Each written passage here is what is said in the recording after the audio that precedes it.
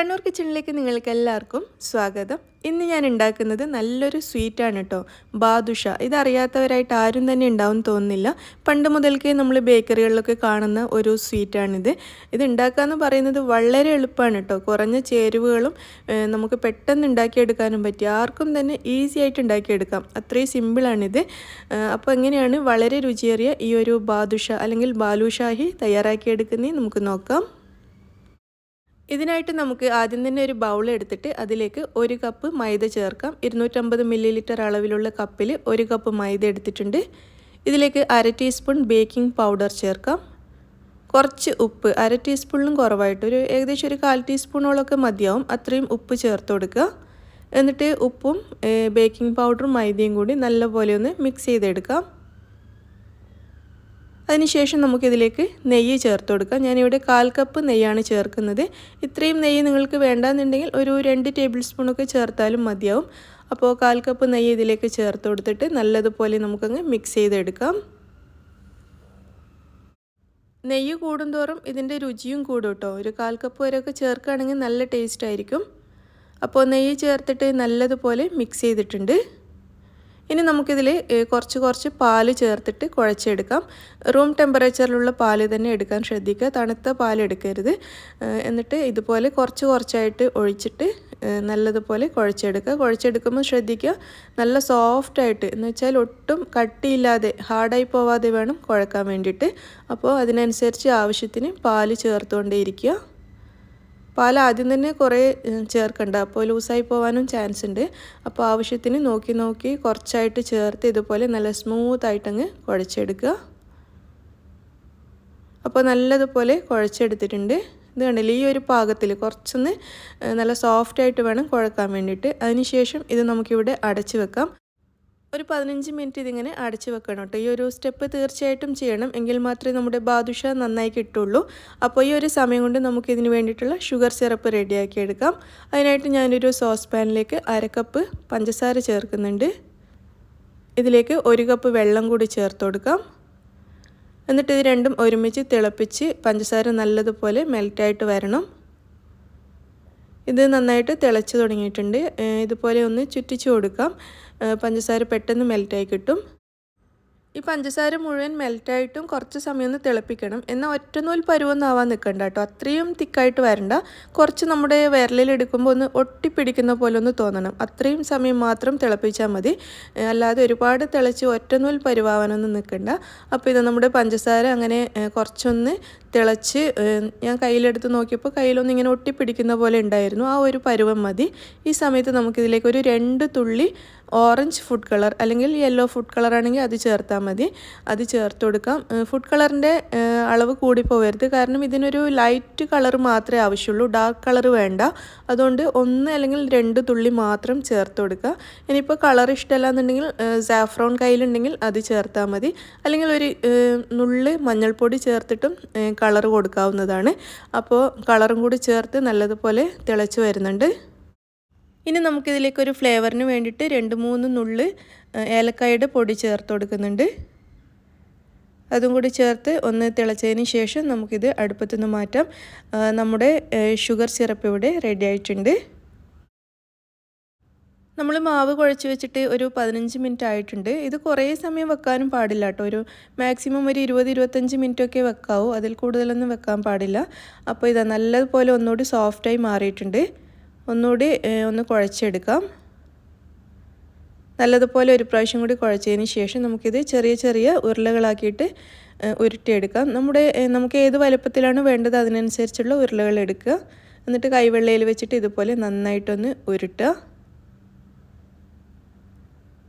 നല്ലതുപോലെ ഒന്ന് സ്മൂത്താക്കി എടുത്തതിന് ശേഷം നമുക്കിത് കൈവെള്ളയിൽ വെച്ചിട്ട് ഇതിൻ്റെ നടുവിലൊരു ഹോളിട്ട് കൊടുക്കണം. ഇതുപോലെ ഒരു ഹോളിട്ട് കൊടുക്കാം. അതിനുശേഷം ഇത് നമുക്കൊരു പ്ലേറ്റിലേക്ക് മാറ്റി വെക്കാം. ഇതുപോലെ മുഴുവനും ഞാനിവിടെ റെഡിയാക്കി എടുത്തിട്ടുണ്ട്. നമ്മൾ ഇന്നുണ്ടാക്കിയ മാവ് വെച്ചിട്ട് നമുക്ക് 8 എണ്ണമാണ് കിട്ടിയിരിക്കുന്നത്. ഈ ഒരു വലുപ്പത്തിൻ്റെ ഇതനുസരിച്ച് കൂടിയും കുറഞ്ഞും ഇരിക്കും. അപ്പോൾ ഞാനിത് വീണ്ടും അടച്ചു വെച്ചിരിക്കുകയാണ്.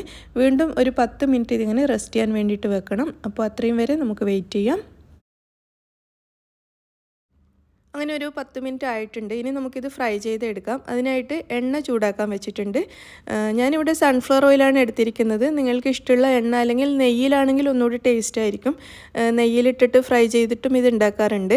അപ്പോൾ ഞാനിവിടെ സൺഫ്ലവർ ഓയിലാണ് എടുത്തിരിക്കുന്നത്. അപ്പോൾ ഇതിൻ്റെ ഒരു കാര്യം എന്ന് വെച്ചാൽ ഈ എണ്ണ ഒരുപാട് അങ്ങ് ചൂടായി പോകരുത്. നമ്മൾ ഗുലാബ് ജാമുൻ ഫ്രൈ ചെയ്യുന്ന പോലെ ചെറിയ ചൂടിൽ വേണം നമ്മുടെ ഈ ഒരു ബാദുഷ ഫ്രൈ ചെയ്യാൻ വേണ്ടിയിട്ട്. എണ്ണ അധികം ചൂടാവരുത്. അതുപോലെ തന്നെ നമ്മൾ ഫ്രൈ ചെയ്യുന്ന അത്രയും സമയവും ഇത് ലോ ഫ്ലെയിമിൽ വേണം വെക്കാൻ വേണ്ടിയിട്ട്. അപ്പോൾ ഇത് ഇടുന്ന സമയത്ത് നിങ്ങൾക്ക് മനസ്സിലാവുന്നുണ്ടാവും എണ്ണ അധികം ചൂടായിട്ടില്ല. പൊതുവേ നമ്മൾ ഇടുമ്പോൾ ഇങ്ങനെ തിളച്ച് വരുമല്ലോ. ഇതിപ്പോൾ ചെറിയൊരു തിള മാത്രമേ ഉള്ളൂ. അത്രയും മാത്രമേ ഇത് ചൂടായിട്ടുള്ളൂ. ഇതേപോലെ തന്നെ ആയിരിക്കണം നമ്മൾ ഈ ഒരു ബാദുഷ ഫ്രൈ ചെയ്യുന്ന അത്രയും സമയം ഇതിൻ്റെ ഫ്ലെയിം വെക്കേണ്ടത്. ലോ ഫ്ലെയിമിൽ വെച്ചിട്ട് വേണം ഇത് ഫ്രൈ ചെയ്തെടുക്കാൻ വേണ്ടിയിട്ട്. അങ്ങനെ ഒരു 4 മിനിറ്റിലൊക്കെ അധികം സമയം എടുക്കും കേട്ടോ. ഇത് എനിക്കിന്നൊരു 4 മിനിറ്റിലധികം സമയം എടുത്തിട്ടുണ്ടായിരുന്നു ഇത് ഫ്രൈ ആയിട്ട് വരാൻ വേണ്ടിയിട്ട്. അപ്പോൾ അത്രയും സമയം നമുക്ക് ലോ ഫ്ലെയിമിലിട്ടിട്ട് ഇത് ഫ്രൈ ചെയ്തെടുക്കാം. നമ്മൾ ലോ ഫ്ലെയിമിലിട്ട് ഫ്രൈ ചെയ്യുന്നതാണെങ്കിലും ഇത് അധികം എണ്ണയൊന്നും കുടിക്കില്ല. അതേപോലെ തന്നെ നന്നായിട്ട് പൊങ്ങി വരികയും ചെയ്യും. ഇതിൻ്റെ കളറ് മാറിപ്പോവാതിരിക്കാൻ വേണ്ടിയിട്ടാണ്. കാരണം ഒരുപാട് ഡാർക്ക് കളർ ആവരുത്. മാത്രമല്ല ഇതിൻ്റെ ഉൾഭാഗമൊക്കെ വെന്ത് കിട്ടും വേണമല്ലോ. അതിനായിട്ടാണ് നമ്മളിങ്ങനെ ലോ ഫ്ലെയിമിൽ ഫ്രൈ ചെയ്തെടുക്കുന്നത്. അപ്പോൾ ഇതാ ഞാനിതൊന്ന് തിരിച്ചിട്ട് കൊടുത്തിട്ടുണ്ട്. ഒരു 2 മിനിറ്റൊക്കെ ആയപ്പോൾ ഒന്ന് തിരിച്ചിട്ട് കൊടുത്തിട്ടുണ്ട്. എന്നിട്ട് മറ്റേ വശവും കൂടി നമുക്ക് നല്ലതുപോലെ ഒന്ന് ഫ്രൈ ചെയ്തെടുക്കാം. വീണ്ടും ഒരു തവണ കൂടി ഞാനൊന്ന് തിരിച്ചിട്ട് കൊടുത്തിട്ടുണ്ട്. ഇങ്ങനെ 2-3 പ്രാവശ്യം പതുക്കെ തിരിച്ചും മറിച്ചും ഇട്ട് ഒരു 4 മിനിറ്റ് സമയം എടുത്തു ഇത് വെന്ത് വരാൻ വേണ്ടിയിട്ട്. അപ്പോൾ ഇത് നമ്മുടെ ബാദുഷ റെഡി ആയിട്ടുണ്ട്. നല്ലോണം പൊങ്ങി നല്ല പെർഫെക്റ്റ് ആയിട്ട് വന്നിട്ടുണ്ട്. ഇനി ഇത് നമുക്ക് എണ്ണയിൽ നിന്ന് മാറ്റാം.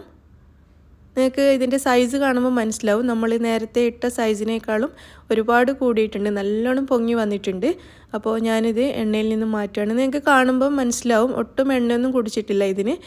എണ്ണയൊന്നും അധികം കുടിക്കാതെ നല്ല പെർഫെക്റ്റ് ആയിട്ട് തന്നെ നമുക്കിതുപോലെ ഉണ്ടാക്കിയെടുക്കാൻ സാധിക്കും. അപ്പോൾ ഞാനിത് നമ്മുടെ ഷുഗർ സിറപ്പിലേക്ക് ഇട്ട് കൊടുക്കുകയാണ്. അപ്പോൾ ഷുഗർ സിറപ്പ് വീണ്ടും ഞാനൊന്ന് ചൂടാക്കാൻ വെച്ചിട്ടുണ്ട് കേട്ടോ. ഇതിൻ്റെ ഫ്ലെയിം ഓൺ ചെയ്തിട്ടാണ് ഉള്ളത്. കാരണം ചെറിയ ചൂടോടുകൂടി വേണം നമ്മൾ ഇതിലേക്ക് ഇട്ട് കൊടുക്കാൻ. അപ്പോൾ ബാക്കിയുള്ള ബാദുഷയും കൂടി ഫ്രൈ ചെയ്യാൻ വേണ്ടിയിട്ട് വെച്ചിട്ടുണ്ട്. അപ്പോൾ ഇത് ഷുഗർ സിറപ്പ് ചെറുതായിട്ടൊന്ന് ചൂടാക്കാൻ വെച്ചിരിക്കുകയാണ്. അതിലേക്ക് നമ്മുടെ ബാദുഷ ഇങ്ങനെ തിരിച്ചു മറിച്ചിട്ട് നല്ലതുപോലെ ഷുഗർ സിറപ്പ് അങ്ങ് വലിച്ചെടുക്കണം. അപ്പോൾ ഇത് ഞാൻ പറഞ്ഞല്ലോ ചൂടാക്കുകയാണെന്ന്. അപ്പോൾ ഒരുപാട് തിളക്കാൻ പാടില്ല. ചെറിയൊരു തിള വരുമ്പോൾ തന്നെ നമ്മൾ ഈ ബാദുഷ ഇതിൽ നിന്നും മാറ്റണം. കുറേ സമയം വെച്ചിട്ട് തിളച്ച് കഴിഞ്ഞാൽ ഇത് പൊട്ടിപ്പോവും. കാരണം നല്ല സോഫ്റ്റ് ആയിട്ടുള്ള ഒരു സ്വീറ്റാണ്. അപ്പോൾ ചെറിയൊരു തിള നിങ്ങൾക്ക് ഇപ്പോൾ കാണാൻ പറ്റുന്നുണ്ടാവും. ചെറിയൊരു തിള ഇതിന് വന്നു തുടങ്ങിയിട്ടുണ്ട്. ഇത്രയും മതി. ഇങ്ങനെ ചെറുതായിട്ടൊന്ന് തിള വരുന്ന സമയത്ത് തന്നെ നമുക്കിത് ഈ ഷുഗർ സിറപ്പിൽ നിന്നും മാറ്റിയിട്ട് ഒരു പ്ലേറ്റിലേക്ക് വെക്കണം. അങ്ങനെ ഇത് നമ്മുടെ നല്ല സോഫ്റ്റ് യമ്മി ബാദുഷ റെഡി ആയിട്ടുണ്ട്. ഞാനിതൊരു പ്ലേറ്റിലേക്ക് മാറ്റാണ്. നല്ല സോഫ്റ്റാണ് കേട്ടോ. പൊട്ടിപ്പോവാതെ സൂക്ഷിച്ച് വേണം എടുത്തു വെക്കാൻ വേണ്ടിയിട്ട്. അത്രയും സോഫ്റ്റായിട്ടാണ് ഇരിക്കുന്നത്. നമ്മൾ രണ്ടാമത് ഫ്രൈ ചെയ്തതും ഞാൻ ഷുഗർ സിറപ്പിലേക്ക് ഇട്ട് കൊടുത്തിട്ടുണ്ട്. ഇതും നമ്മുടെ പ്ലേറ്റിലേക്ക് മാറ്റിയിട്ടുണ്ട്. അപ്പോൾ ഇതിൻ്റെ മുകളിൽ ഇനി നമുക്ക് കുറച്ച് ബദാം കട്ട് ചെയ്തതും പിസ്തയൊക്കെ വെച്ചിട്ടൊന്ന് ഗാർണിഷ് ചെയ്തെടുക്കാം. നമുക്കിതൊരെണ്ണം എടുത്തിട്ട് പൊട്ടിച്ച് നോക്കാം. അപ്പോൾ ഇത് കണ്ടില്ലേ, നിങ്ങൾക്ക് കാണുമ്പോൾ തന്നെ അറിയാൻ പറ്റും നല്ല സോഫ്റ്റാണ്. ഉൾഭാഗമൊക്കെ കണ്ടില്ലേ, ഗുലാബ് ജാമുൻ പോലെ ഇരിക്കും. നല്ല ടേസ്റ്റുമാണ് കഴിക്കാൻ വേണ്ടിയിട്ട്. ഉള്ളിലൊക്കെ ഇങ്ങനെ നല്ല പഞ്ഞി പോലെയായിട്ട് ഷുഗർ സിറപ്പൊക്കെ നന്നായിട്ട് കുടിച്ചിട്ടുണ്ട്. അപ്പോൾ എല്ലാവരും ട്രൈ ചെയ്ത് നോക്കുക. ഇതേ ഒരു രീതിയിൽ തന്നെ ഉണ്ടാക്കുകയാണെങ്കിൽ നമുക്ക് നല്ല പെർഫെക്റ്റ് ആയിട്ട് തയ്യാറാക്കി എടുക്കാൻ സാധിക്കും. അപ്പോൾ എല്ലാവർക്കും ഈ വീഡിയോ ഇഷ്ടമായി എന്ന് വിചാരിക്കുന്നു. ഇഷ്ടമാണെങ്കിൽ ലൈക്ക് ചെയ്യാനും ഷെയർ ചെയ്യാനും മറക്കരുത്. നിങ്ങളുടെയൊക്കെ അഭിപ്രായങ്ങളൊക്കെ അറിയിക്കുക. താങ്ക്